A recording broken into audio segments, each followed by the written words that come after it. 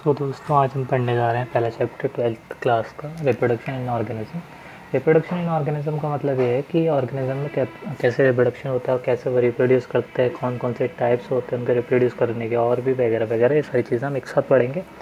तो पहला आता है इसमें लाइफ स्पैन आता है। इसमें पहली हेडिंग जो आती है वो लाइफ स्पैन आती है। इसके नोट्स बनाते चलिएगा अपने आप। तो इसमें पहली हेडिंग लाइफ स्पैन आती है। लाइफ स्पैन में क्या होता है? इट इज़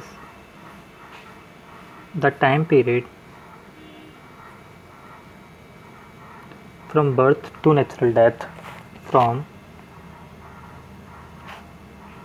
birth to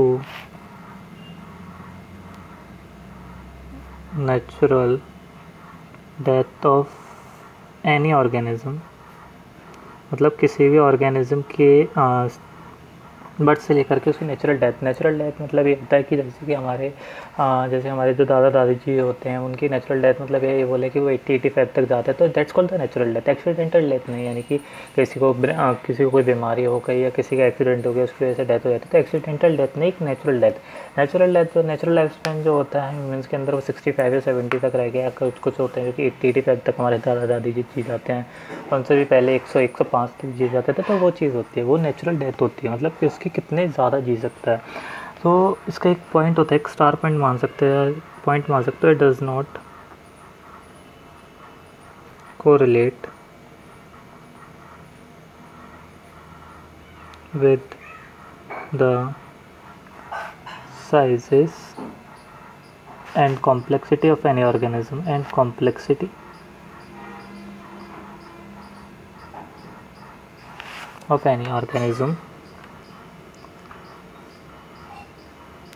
मतलब क्या हुआ सर इसका मतलब ये होता है कि ये कोरिलेट नहीं करता है, ये बोले कि ये रिलेट नहीं करता है इस चीज़ को कि साइजेस एंड कॉम्प्लेक्सिटी जो होते हैं और किसी ऑर्गेनिज्म पे।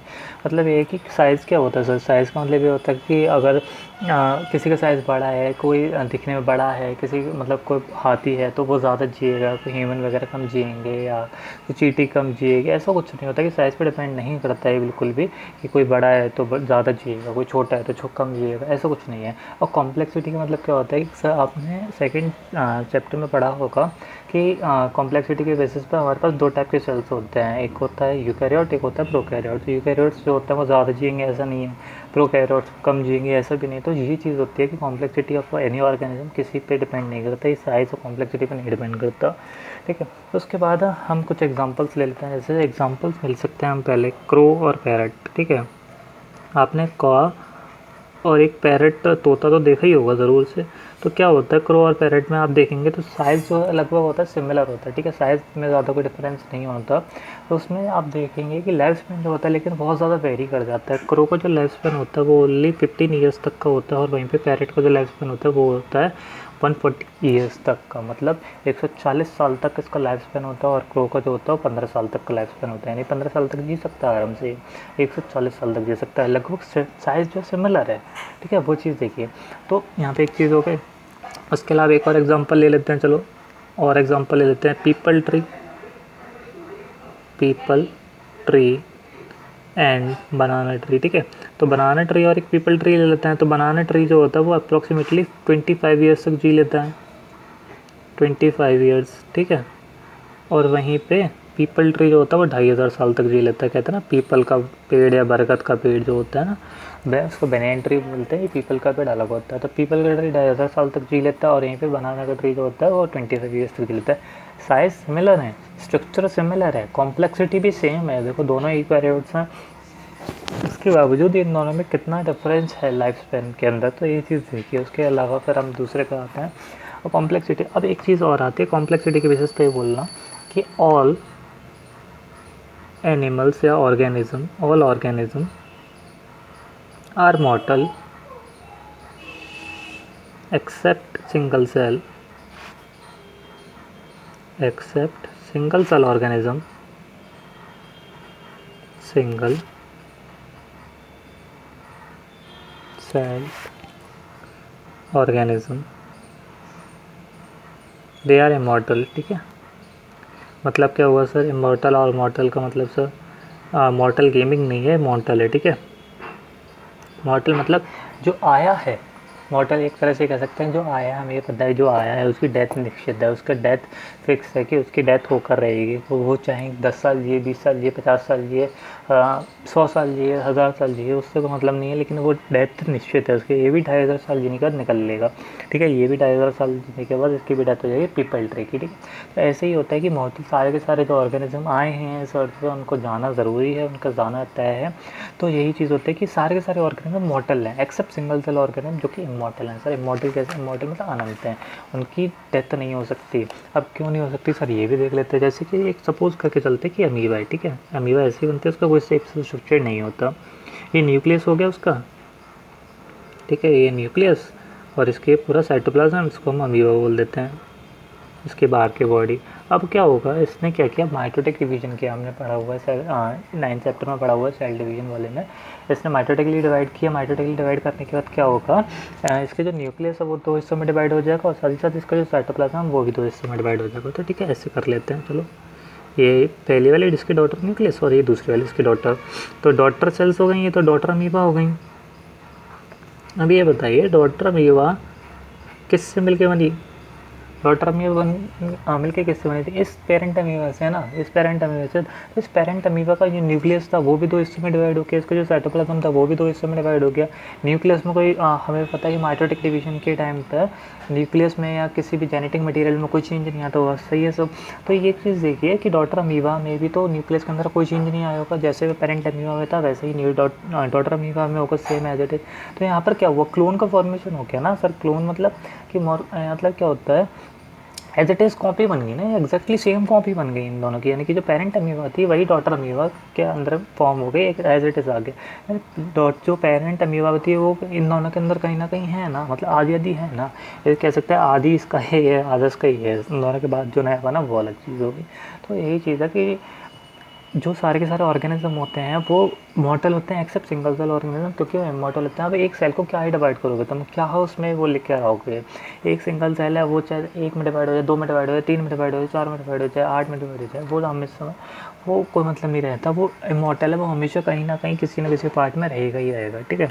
उसके बाद चलो ये चीज़ हो जाती है। उसके बाद हम कुछ लाइफ स्पेन पढ़ लेते हैं, some life span of organism, life span of some organism, some life span या सम लाइफ स्पैन ऑर्गेनिज्म के कुछ लाइफ स्पैन होते हैं। जैसे कि फर्स्ट मान लेते हैं क्रो, हमने यहाँ पे देखा, दूसरा पैरट, तीसरा राइस प्लांट ले लेते हैं, चौथा डॉग ले लेते हैं, फिफ्थ काऊ ले लेते हैं, सिक्स्थ बेनियन ट्री ले लेते हैं,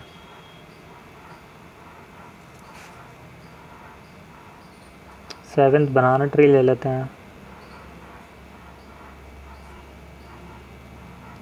ठीक है, एट्थ रोज ले लेते हैं, 9 और क्या लें बताओ, एलिफेंट ले लेते हैं, एलिफेंट, और क्या लें एक और बता दो, 10th में और क्या ले सकते हैं हम? चलो इसको अभी देख के बताते हैं, इतना कर लेते हैं अभी पहले। ये 15 ईयर्स हमने जो पढ़ा, ये 140 ईयर्स, पैरट जो है 140 ईयर्स तक जिंदा रह सकता है, 3 से 4 मंथ। आपने देखा होगा कि जो राइस प्लांट होते हैं वो 3 से 4 महीने में हमारे पास आ जाते हैं, सर्दियों के टाइम पे ज़्यादा। हाँ, सर्दियों के टाइम पे इनकी फसल होती है, उसके बाद गर्मियों में हम इनको खाते हैं। ये जो होता है वो 25 से 30 साल जी लेता है, ये जो होता है 20 से 25 साल। काऊ जो है वो ज़्यादा नहीं जी पाती। बनियन ट्री जो होता है वो 300 से 500 साल तक जी लेता है, 300 to 500 year. Banana tree 25 years, rose plant 5 से 7 साल। तो ये जो होता है वो 60 to 65 ईयर्स तक जी लेता है। और क्रोकोडाइल भी होता है, क्रोकोडाइल ले सकते हैं हम, क्रोकोडाइल 60 ईयर्स तक आराम से ज़िंदा रह सकता है। उसके अलावा टॉर्टोडाइल जो होता है वो भी 120 साल तक जी लेता है, ठीक है, 120 या 105 ऐसे कुछ होता है, इसके ज़्यादा हमें रिक्वायरमेंट है नहीं है। तो ये सारी चीज़ें कुछ लाइफ स्पैन है, हमें याद कर लेना है, और ये एनसीईआरटी में भी लेकर रखें तो उनको भी फिल कर लेना। अब आते हैं सर, रिप्रोडक्शन की बात हो रही थी, रिप्रोडक्शन चैप्टर चल रहा था सर, रिप्रोडक्शन के बारे में पढ़ाई, ठीक है। चलो रिप्रोडक्शन के बारे में पढ़ाते हैं, अगले टॉपिक है रिप्रोडक्शन। अगली हेडिंग रिप्रोडक्शन। क्या होता है टू, इसकी एक छोटी सी डेफिनेशन लिखेंगे। To produce the offspring, to produce the offspring या नेक्स्ट प्रोजेनी।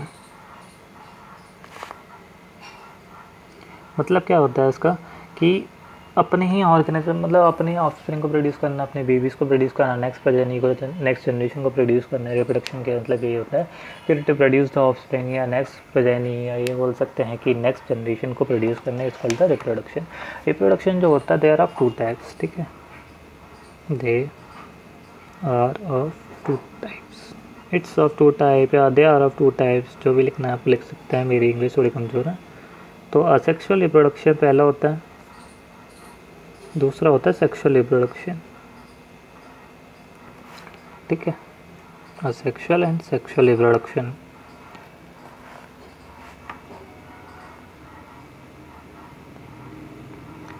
चलो तो पहले असेक्सुअल रिप्रोडक्शन ख़त्म करते हैं, उसका सेक्सुअल ख़त्म करेंगे।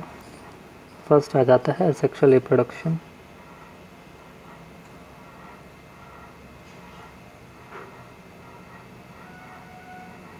असेक्सुअल रिप्रोडक्शन, असेक्सुअल रिप्रोडक्शन में क्या होता है, कैसे होता है, ये सारी चीज़ देखने के लिए इसमें क्या होता है, इसमें हमने पढ़ा कि अभी अमीबा में सेक्सुअल रिप्रोडक्शन हुआ, हमें ये भी पता थोड़ा बहुत कि सेक्सुअल रिप्रोडक्शन जो होता है वो ज़्यादातर सिंगल सेल ऑर्गेनिज्म में या जो लोअर ऑर्गेनिज्म होता है उनमें होता है, ठीक है, बात सही है एकदम। इसकी एक्चुअल में डेफिनेशन क्या है? इसकी डेफिनेशन ये है कि विद और without the formation of gamete but with the fusion, without the fusion of the gametes लिख लेते हैं। चलो पहले विद, विदाउट, with या without the formation of gamete, the formation of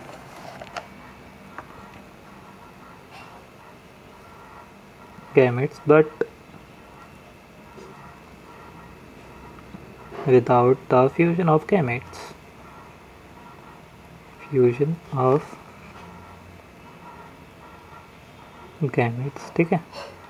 तो क्या होता है without the formation of gametes but with the fusion of gametes का मतलब ये है कि इसमें क्या हो सकता है, इसमें अगर चाहें तो फॉर्मेशन होगा गैमेट्स का फॉर्मेशन हो भी सकता है, नहीं भी हो सकता है, इसमें कोई राय नहीं है, लेकिन फ्यूजन नहीं होना चाहिए। फ्यूजन होगा तो वो जायगोट का फॉर्मेशन कर लेगा, डिप्लॉयड हो जाएगा और उसके बाद फिर सेक्सुअल रिप्रोडक्शन हो जाएगी। तो ये चीज़ होती है कि इसमें फ्यूजन नहीं होना चाहिए गैमेट्स का, लेकिन हाँ इसमें बन सकते हैं, ऐसा ज़रूरी नहीं है कि गैमेट्स नहीं बनाओगे, या गैमेट्स बन सकते हैं आराम से, कोई टेंशन की बात नहीं। इसमें गैमेट्स नहीं बने, इसमें जो अमीबा वाली चीज़ हुई, इसने क्या किया, पेरेंट बॉडी ने डिवाइड कर लिया, अब डिवाइड करने के बाद इसने 2 डॉटर अमीबा बना दी, ठीक है। लेकिन इसमें ऐसा ज़रूरी नहीं है, सेक्सुअल रिप्रोडक्शन में हो सकता है कि वो गैमेट्स बना ले, हो सकता है गैमेट्स ना बनाए, वो इसके ऊपर, ठीक है। तो अब क्या होता है असेक्सुअल रिप्रोडक्शन। अब एक चीज़, एक पॉइंट है, स्टार पॉइंट है, लिख लेते हैं। इन असेक्सुअल रिप्रोडक्शन में कर सकते हैं, in this there is a formation of clone, ठीक है, there is formation of clone. जैसे मैंने पहले बताया था, इसमें क्लोन का फॉर्मेशन होता है, there is a formation of clone, there is a formation of clone. अब सर ये क्लोन होता क्या है? क्लोन होता है इट्स द, पहले देख सकते हैं, चलो क्लोन क्या होता है।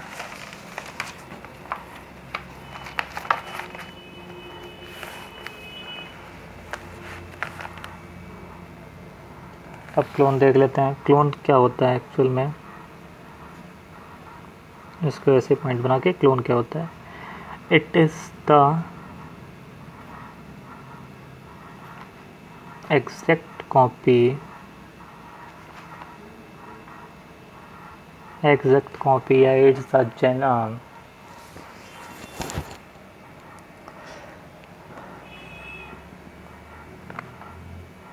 क्लोन का मतलब क्या है, इट्स एग्जैक्ट कॉपी मान सकते हो, जेनेटिकली और मॉर्फोलॉजिकली सिमिलर इंडिविजुअल, या the exact copy of parent या और it is genetically and morphologically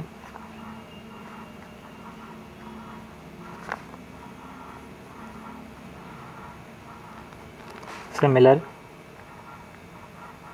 या exact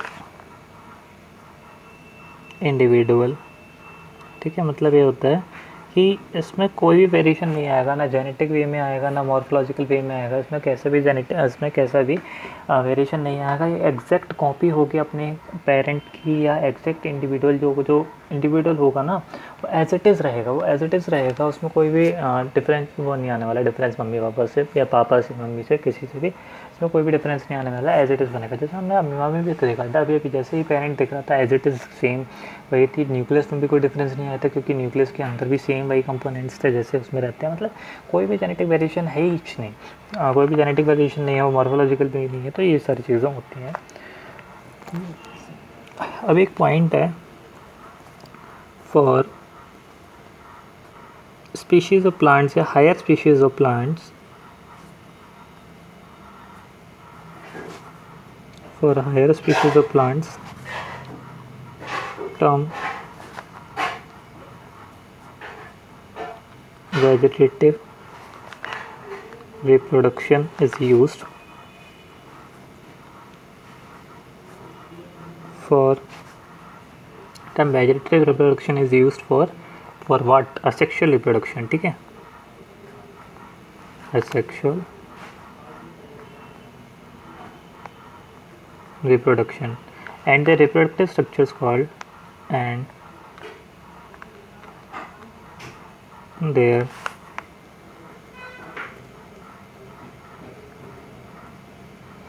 reproductive structures are called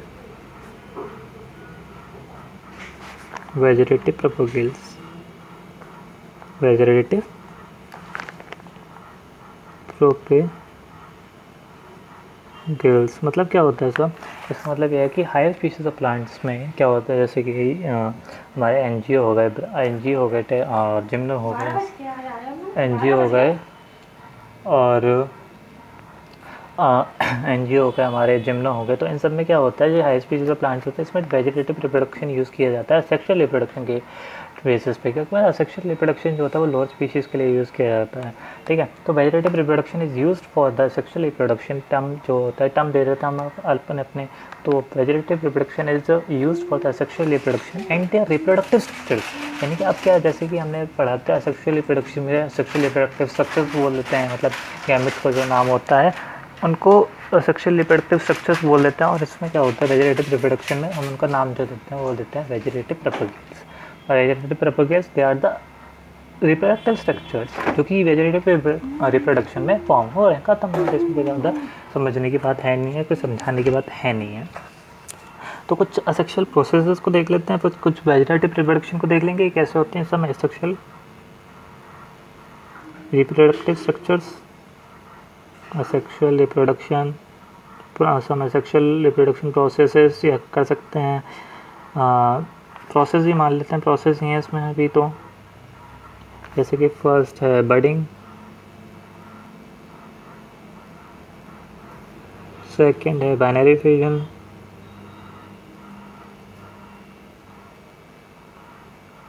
third है आपकी कैम्यूल्स ले लो, फोर्थ जूस्पोर, ये रिप्रोडक्टिव स्ट्रक्चर है, ठीक है। ये गैमेट होता है एक्चुअल में, इनके गैमेट्स होते हैं, मैं बताऊंगा किसके गैमेट्स होते हैं। तो ये गैमेट होता है एक्चुअल में, गैमेट या सेक्सुअली रिप्रोडक्टिव स्ट्रक्चर है ये। बाकी सारी प्रोसेस चल रही हैं, गैम्यूल्स। उसके अलावा कॉनिडिया, पहले इनको लिख लेते हैं। बर्डिंग में आ जाएगा हमारा हाइड्रा, यीस्ट, बाइनरी विजन में अमीबा, गैम्यूल्स में स्पॉन्जेस। स्पॉन्जेस हमने पढ़े थे, क्या क्या होते थे स्पॉन्जेस, पॉलीफेराफाइलम। फोर्थ चैप्टर याद करो, जूस्पोर्स, क्लेमाइडोमोनास, एल्गी, याद आया? अच्छी बात है, याद आ गया तो, नहीं तो याद करना। कॉनिडिया, पेंसिलिनियम, ये क्या बताओ, पेंसिलिनियम, पेंसिलिनियम बोलते हैं, पता नहीं पेंसिलिनियम बोलते हैं क्या बोलते हैं, बताना मेरे को कमेंट्स में, ठीक है। तो बर्डिंग, बाइनरी फ्यूजन, कैम्यूल्स, जूस्पोर्स, कॉनिडिया, ठीक है। उसके अलावा स्पोरिलेशन ले लेते हैं, चलो फ्रेगमेंटेशन ले लेते हैं, स्पोरिलेशन,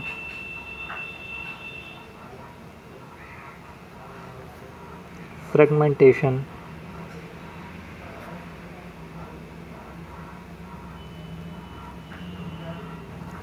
कोरिलेशन में अमीबा आ जाता है दोबारा से। इसको बताऊंगा मैं क्या है पूरा। फ्रेगमेंटेशन भी बताऊंगा क्या है। फ्रेगमेंटेशन में क्या होता है, स्पायरोगारा आ जाता है।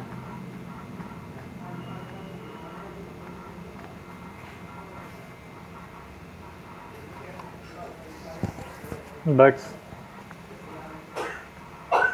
तो हो गए बर्डिंग, ठीक है, वही चीज़ सेम है। और इसके अलावा आपको याद आते हैं तो आप बताना, मैं उनके भी बता दूंगा आपको प्ले में अगले वीडियो में। तो इतने सारे होते हैं। अब क्या होता है, अभी हम ना कुछ के पढ़ेंगे क्योंकि ये तो सारे हो गए। अब कुछ वो पढ़ लेते हैं, वेजिटेटिव प्रोपेगेल्स, सम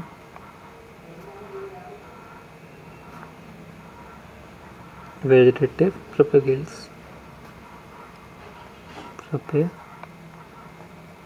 अब क्या होता है, कोई इनमें से कुछ या बताने वाली चीज़ नहीं है कि बर्डिंग कैसे होती है। मैं सारी चीज़ें बताऊंगा, बर्डिंग होती कैसे है, बाइनरी फिजन कैसे होता है, स्पॉन्जेस गेम्यूल्स में ये चीज़ आने वाली नहीं है, इसको नहीं बताने वाले। जू स्पोर्ट्स हम पहले भी पढ़ चुके होते हैं, जू स्पोर्ट्स हम पहले भी पढ़ चुके होते हैं, एल्गी वगैरह में तो नहीं बताएंगे। कॉनिडिया भी वहीं पे ही पढ़ा हुआ है, कॉनिडिया पेंसिलिन में थोड़ा बहुत बता दूंगा मैं। स्पोरिलेशन, फ्रेगमेंटेशन, ये दोनों भी चीज़ें बताऊंगा मैं, ठीक है। Some vegetative propagules, first eyes, second offsets, third sucker, fourth stolon, fifth adventitious roots,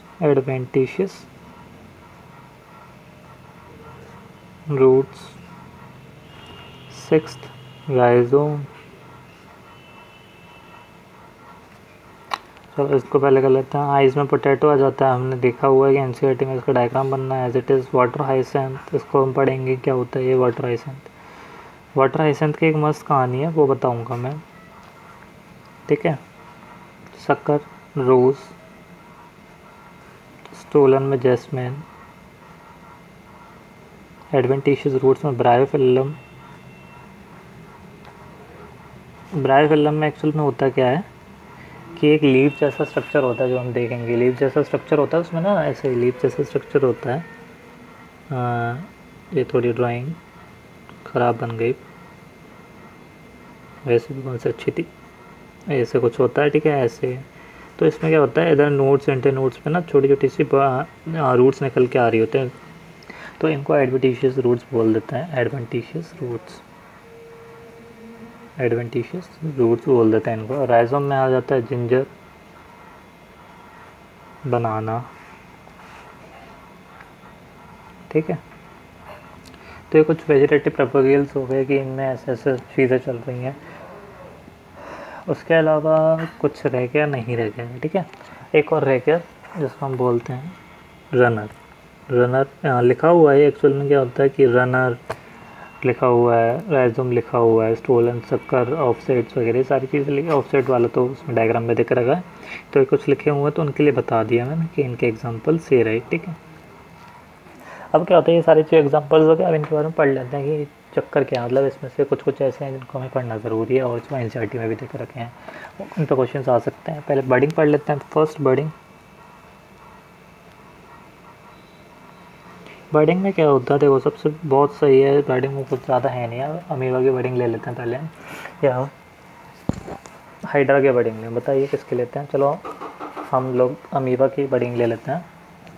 amoeba की बर्डिंग में क्या होता है, देखिए ये कुछ गोले गोले से अंडे टाइप का अमीबा होता है। ये हो गया अमीबा, इसका न्यूक्लियस, ठीक है, न्यूक्लियस के अंदर, सॉरी न्यूक्लियस है, और ये इसकी पूरी सेल हो गई, ये सेल हो गई, इसको न्यूक्लियस मान सकते हैं। और ये न्यूक्लियोलस चल रहा है इसके साथ, नहीं ऐसे बन गया, सॉरी गलती से। इसके बाद क्या होगा, इसके ऊपर से एक बर्ड का फॉर्मेशन होगा, छोटी सी बर्ड निकल के आएगी, ठीक है, छोटी सी बर्ड निकल के आएगी, इसको बर्ड है जर्मिनेटिंग बर्ड, क्योंकि इससे न्यूट्रिशन लेके मेन अमीबा से न्यूट्रिशन लेगी। इसके बाद क्या होगा, ये बर्ड जो है वो धीमे धीमे करके अपने ही न्यूक्लियस को निकालते चले जाएगी। एक छोटा सा न्यूक्लियस अपना निकाल लेगी, ऐसे बंद होना स्टार्ट हो जाएगा ये, जो इसको डिटैच करना है ना, तो ऐसे छोटा सा न्यूक्लियस इसके पास भी है, इसके पास भी है न्यूक्लियस। क्या होगा, ये अलग और ये अलग। इसमें क्या होता है, हमने एक चीज़ देखी कि सर ये जो बर्ड है ये पूरी parent body,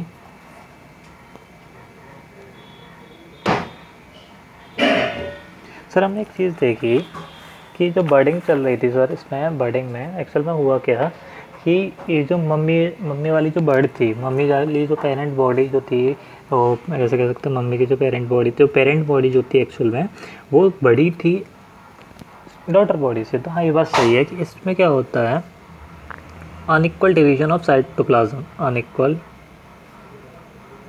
division of cytoplasm occurs, unequal division of cytoplasm occurs. लेकिन इसमें न्यूक्लियस का वही डिवीजन होगा कि जस्ट सेम है, क्योंकि उनको भी दोनों आगे बढ़ के वही बनाना है। Unequal division of cytoplasm occurs in this, unequal division होगा यहाँ पे साइटोप्लाज्म का, समझ में आता है, ठीक है। अब इक्वल डिवीजन वाली बताते हैं यहाँ पे। अनइक्वल डिवीजन हो गया यहाँ से एज इट इज़, वही क्लोन का फॉर्मेशन हुआ, जैसी मम्मी थी वैसी बेटी हुई, तो ये चीज़ होगी। अब इसको एक निकाल के पढ़ते हैं अपन लोग, क्या है तो binary fission, binary fission, binary fission पढ़ लेते हैं। बाइनरी फिजन में क्या है, जैसे कि एक अमीबा ले लेते हैं, हमने अभी ली थी अमीबा ली। अमीबा ने क्या किया, पहले अपने न्यूक्लियस को डिवाइड किया, ठीक है, पहले न्यूक्लियस को डिवाइड करेगी वो, ऐसे कुछ ऐसे बनेगा ये, हाँ ऐसे कुछ, ठीक है, ये न्यूक्लियस बनेगा। अब क्या होगा, ये न्यूक्लियस डिवाइड हो जाएगा, न्यूक्लियस डिवाइड होने के साथ साथ ये भी डिवाइड होना स्टार्ट हो जाएगी, कुछ ऐसे,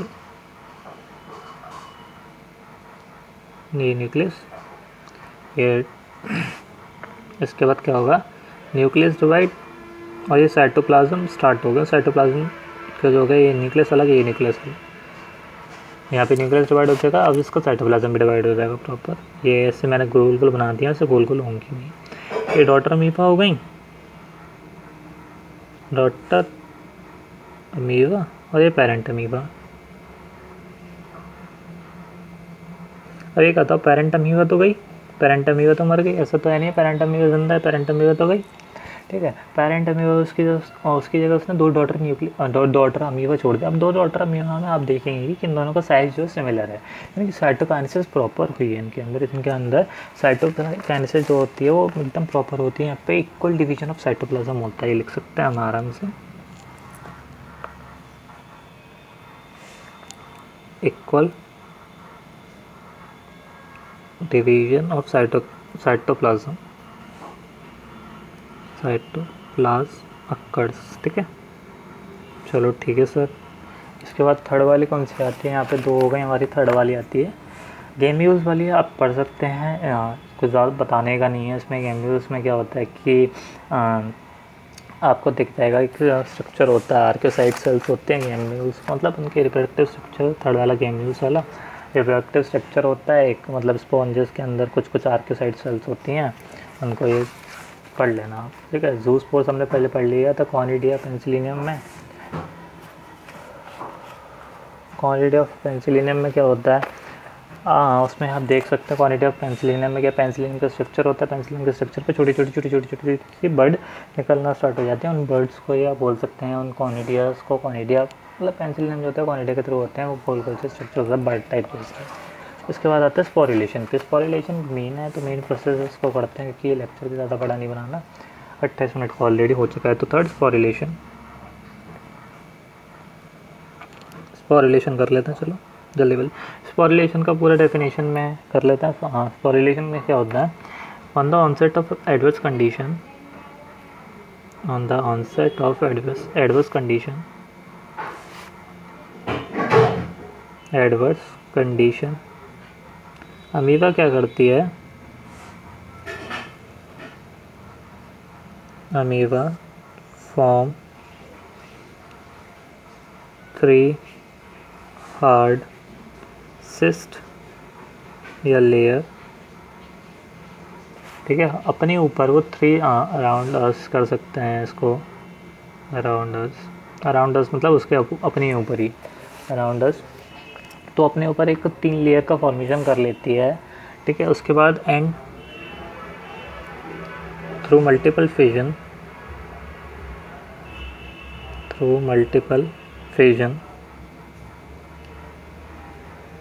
इट प्रोड्यूस, इसको डायग्राम के थ्रू भी समझाऊंगा मैं, it produce many minute amoeba, minute ये बोलते हैं, मिनट नहीं बोलेंगे इसमें, ये सही टाइम का नहीं चल रहा है, माइन्यूट बोलेंगे, छोटे छोटे, मतलब माइन्यूट अमीबा और सूडोपोडियोस्पोर्स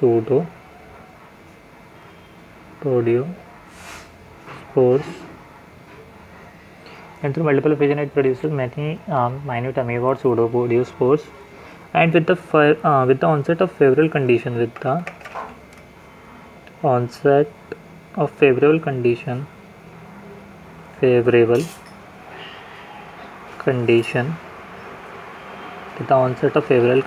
क्या होता है, with the onset of favorable condition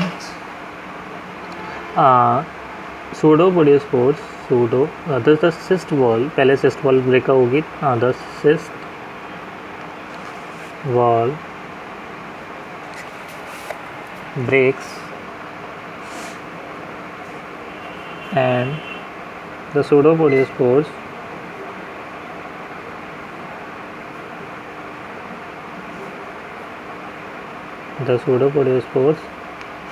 are liberated out, liberated मतलब चले जाते हैं, उड़ जाते हैं, liberated out या spreading out कह सकते हैं, liberated out या spreading out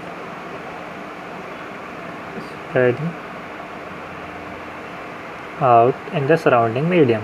ठीक है सर, आपने पूरी गाथा बता दी, पूरी की पूरी आपने गीत तो बता दी, लेकिन सराउंडिंग मीडियम समझ में कुछ नहीं है, वो लिख तो ले लेकिन समझ में कुछ नहीं है। अब समझाते हैं। एक्चुअल में ये सपोज कर लो ये अमीबा है, ठीक है, ये अमीबा है, इसके अंदर ये न्यूक्लियस सारी चीज़ें हैं। अब क्या किया on the onset of unfavourable condition, unfavourable condition वो कंडीशन होती है जिसमें हम रह ना सकें, जो हमारे लिए फेवरेबल ना हो, एक तरह से जो हमारे लिए लाभदायक ना हो, जो हमारे लिए मज़ेदार ना हो। ठीक है, जैसे हमें ज़्यादा सर्दी पसंद नहीं है, जैसे हमें ज़्यादा गर्मी पसंद नहीं है, हमें एक नॉर्मल मीडियम टेम्परेचर चाहिए होता है, ऐसे इनको भी चाहिए होता है नॉर्मल मीडियम टेम्परेचर, जिसमें आराम से सारे काम कर सकते हैं। ये हमारी तरह काम चोर नहीं है, ये कह सकते हैं। अब इसके बाद क्या होता है कि ये जो अमीबा है ना, on the onset of favourable condition, ये अपने ऊपर 3 लेयर का फॉर्मेशन कर लेते हैं। पहली, दूसरी, ये हार्ड लेयर्स होती हैं, हार्ड वॉल होती हैं, ठीक है। इसको हम मतलब एंसेस्टेशन बोल देते हैं, एंसेस्टेशन इस प्रोसेस को बोल देते हैं एंसेस्टेशन, यानी फॉर्मेशन ऑफ एंसेस्ट या फॉर्मेशन ऑफ 3 हार्ड लेयर्स। ये हार्ड लेयर्स हैं, हार्ड लेयर्स। इसके बाद क्या होता है, ये सारे के सारे जो लेयर्स हैं on the onset of favourable condition, जब फेवरेबल कंडीशन ना गए तो ये में जितनी भी लेयर्स होती है ना, ये सारी की सारी क्या करेंगी, ये टूट जाएंगी। टूटने के बाद ये सारी की सारी टूट जाएंगी, ये सारी की सारी लेयर्स टूट जाएंगी। उसके टूटने के बाद क्या होगा, ये जितने भी सॉरी, इसके अंदर भी पहले मल्टीपल फिजन कर लेते हैं, 2 और 1 3।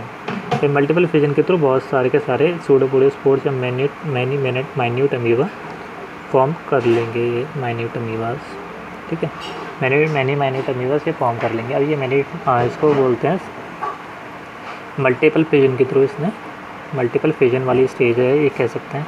मल्टीपल फिजन के थ्रू इसने बहुत सारे माइन्यूट अमीबा बना लिए, इसने बहुत सारे माइन्यूट अमीबा का फॉर्मेशन कर लिया। अब क्या होगा, इसके बाद सारे के सारे जो सिस्ट वॉल होती हैं वो ब्रेकआउट हो जाएंगी, वो टूट जाएंगी। और उसके बाद क्या होगा, ये जो छोटे छोटे माइन्यूट अमीबा जो सूडोपोडियोस्पोर्स का जो फॉर्मेशन हुआ है वो इनके एनवायरनमेंट में चले जाएंगे, और जो अमीबा है वो प्रॉपर तरीके से ख़त्म हो जाएगी। ऐसे ये उड़ रहे हैं आराम से। और ये जो है 1 2 3 और ये न्यूक्लियस ऐसे टूट गया। तो इसके अंदर सारी ये जो स्पोरिलेशन हो गया इसका, ये स्प्रेडिंग आउट हो रहा है, स्प्रेडिंग आउट। ये अमीबा पूरी ख़त्म हो चुकी है, अब याद रखना, लेकिन अमीबा दोबारा से नहीं बनेगी। क्या अमीबा में ये चीज़ होती है कि सारा का सारा ख़त्म हो जाता है, ज़्यादातर अमीबा जो तो पूरी ख़त्म हो जाती है।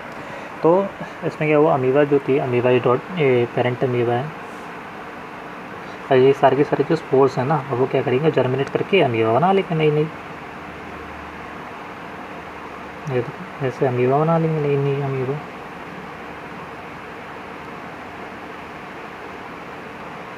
ये डॉटर अमीबा बन गई, डॉटर अमीबा। ठीक है, तो ये सारी चीज़ हो गई कि यहाँ पे अमीबा थी, अमीबा ने इंसेस्टेशन किया, मतलब उसने अपने ऊपर 3 हार्ट लेयर्स का फॉर्मेशन कर लिया। तो उसके बाद उसने मल्टीपल फिजन के थ्रू सारे के सारे सूडोपोडियोस्पोर्स बना लिए, formation of pseudopodiospores through the multiple fission. उसके बाद क्या हुआ, on the onset of favourable condition spreading, जितने भी मल्टीपल ये जो सूडोपोडियोस्पोर्स हैं इनको लिख लेते हैं। सूडोपोडियोस्पोर्स जो हैं, सूडोपोडियोस्पोर्स जो है ना, वो क्या हुआ, वो लिबरेट आउट हो गए, वो फैल गया, उनका स्प्रेडिंग आउट हो गया, फैल के उसके बाद क्या हुआ, सारे के सारे ने जर्मिनेट करके या उनकी ग्रोथ करके अपना डॉटर अमीबा का फॉर्मेशन कर लिया। ठीक है, और इसके बाद